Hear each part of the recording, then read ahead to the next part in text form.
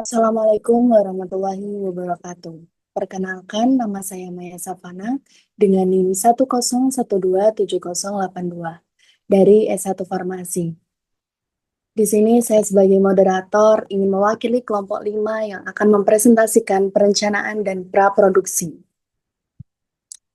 Sebelumnya, izinkan saya memperkenalkan rekan saya yang akan ikut serta dalam presentasi kali ini. Yang pertama adalah Tifa Puspaningrum, yang kedua ada Katarina Ladokedi, yang ketiga Fridolinda Noijeloya, yang keempat saya sendiri, yang kelima Mia Koirunisa, yang keenam Mila Risti Eka Kusumawati Wardani, yang ketujuh Nafisah Loma Uduror, yang kedelapan Najwa Rahma Aulia, yang kesembilan Indah Kurotu Ayuni, yang kesepuluh ada Mezaluna Kotru Nada Kalista. Selanjutnya akan dijelaskan oleh rekan saya, Najwa Rahma Aulia. Tema dan riset. Tema korupsi. Riset berdasarkan tema yang diambil, kami telah melakukan riset mengenai kasus korupsi dan mendapati laporan kumpulan data seputar korupsi di Indonesia 20 tahun terakhir yang bersumber dari sumber berikut ini. Berikut adalah rinciannya.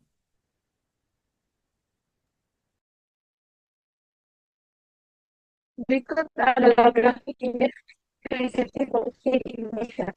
Grafik indeks persepsi korupsi Indonesia terjadi yang paling tinggi terdapat pada tahun 2019 dengan jumlah poin 40. Sedangkan untuk indeks perilaku anti korupsi di Indonesia tidak mengalami kenaikan dan hanya berpatok pada poin 3,5. Dan untuk jumlah kasus tindak pidana korupsi yang ditangani KPK yang tertinggi terjadi pada tahun 2018 dengan jumlah 199 kasus. Sedangkan kasus korupsi yang paling banyak terjadi di Indonesia terjadi pada tahun 2019.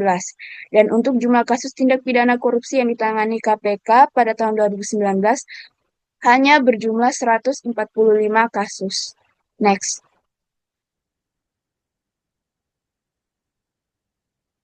Jumlah tindak pidana korupsi berdasarkan jenis perkara.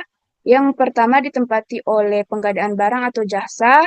Yang kedua yaitu gratifikasi atau penyuapan. Nah, pada gratifikasi atau penyuapan ini sesuai dengan tema dari video dokumenter Project UAS yang kelompok kami ambil. Berikutnya adalah kasus korupsi di Indonesia menurut instansi. Yang pertama ditempati oleh kementerian atau lembaga.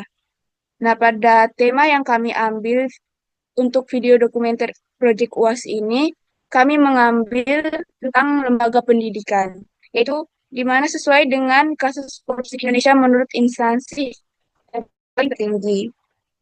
Berikutnya ada jumlah penanganan perkara korupsi yang dilakukan oleh KPK. Yang pertama, yang paling tertinggi itu berada pada penyidikan dan yang paling terendah itu berada pada penyelidikan dan juga eksekusi. Di sini menunjukkan adanya kelalaian dalam penanganan perkara korupsi yang dilakukan oleh KPK sehingga penanganannya hanya berpatok pada penyidikan saja. Next.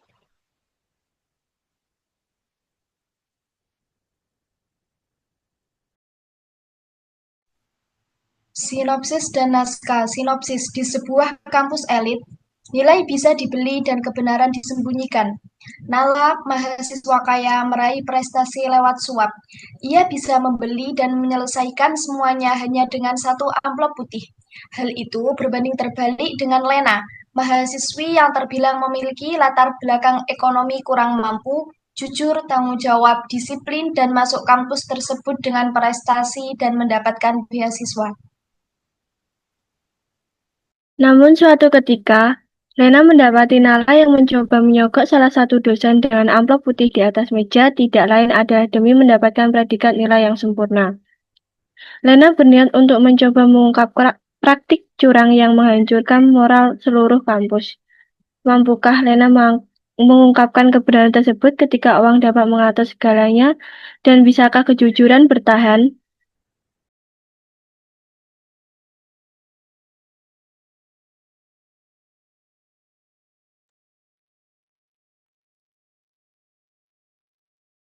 N2, menggambarkan praktik suap yang sudah dianggap biasa di sebuah kampus elit. Narator menyatakan bahwa nilai bukan lagi soal usaha, tapi soal amplop. Nala terlihat menyuap Busari dengan menyelipkan amplop ke dalam map saat menyerahkan tugas. Sementara itu, Lena mulai merasa curiga dan berbisik pada Mita bahwa nilai Nala selalu tinggi meski tugasnya asal-asalan. Teknik kamera seperti dolly in, medium shoot, dan cut to ekspresi Lena digunakan untuk memperkuat suasana kecurigaan dan kritik terhadap praktik tidak adil tersebut.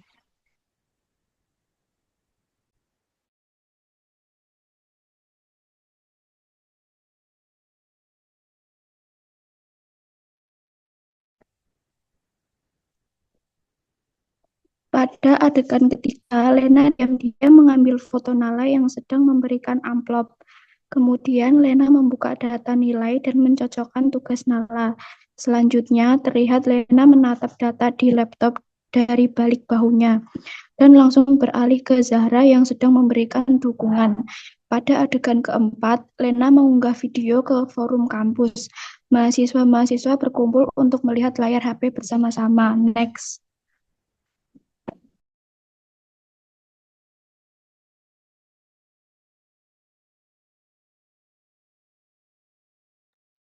Scene kelima, konfrontasi di kelas. Durasinya dari 4:16 sampai dengan 5 sampai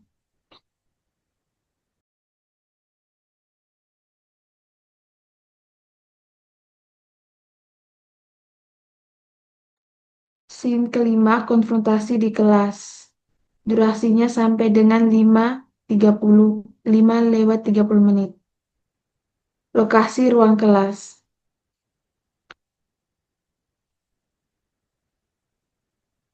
Di adegan ini, suasana tegang terjadi saat para mahasiswa mengkonfrontasi dosen yang diduga terlibat kasus suap.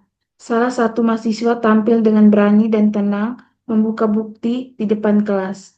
Mahasiswa lain menunjukkan dukungan, menandakan bahwa mereka sudah mengetahui kebenarannya.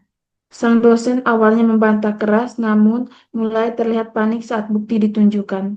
Sementara itu, satu mahasiswa lain tampak diam dan menunduk, menunjukkan rasa bersalah atau tidak nyaman. Pergerakan kamera mengikuti mahasiswa yang berjalan masuk ke kelas untuk membangun ketegangan. Medium shoot digunakan untuk menampilkan mahasiswa yang menunjukkan bukti. Zoom in ke wajah dosen untuk menyorot ekspresi panik dan gugupnya.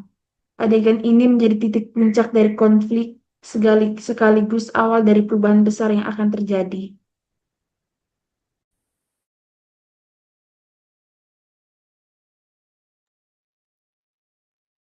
Seorang rektor memberikan surat teguran kepada Busari sebagai bentuk tindakan atas pelanggaran integritas. Di tempat lain, Nala duduk sendiri di taman, menangis karena merasa kecewa dan terlukai oleh ketidakadilan. Sementara itu, Lena dan teman-temannya membagikan pamflet Gerakan Mahasiswa Jujur sebagai simbol perlawanan terhadap budaya korupsi. Narasi menegaskan bahwa korupsi bermula dari hal kecil, tapi harapan tetap hidup selama masih ada keberanian untuk jujur. Storyboard dan pembagian peran. Pada tokoh Lena, Lena berperan sebagai tokoh utama, jujur dan miskin, serta sangat cerdas. Nala sebagai siswa kaya, cantik, manipulatif, dan sering menyuap. Tokoh Busari berperan sebagai guru korup dan menerima suap. Bu Raffi sebagai dosen jujur dan pembimbing moral. Mita sebagai sahabat Lena yang selalu mendukung, dan Ayu sebagai teman Nala yang suka mencontek dan pengekor. Zahra sebagai mahasiswi netral yang akhirnya berpihak pada Lena. Rektor perempuan sebagai tegas dan adil. Mahasiswi tambahan, figur latar yang menambah suasana kampus. Narator sebagai suara narasi pembuka dan penutup. Next. Lokasi dan alat. Lokasi berada di ruang kelas serta lorong kampus, taman kampus di IKA Bakti Wiata. Alat, kamera HP, amplop, uang, tas, buku, serta laptop. Terima kasih untuk pemateri atas materi yang sudah disampaikan. Jika ada pertanyaan, silakan disampaikan. Mohon maaf jika ada kurang lebihnya. Saya akhiri, wassalamualaikum warahmatullahi wabarakatuh.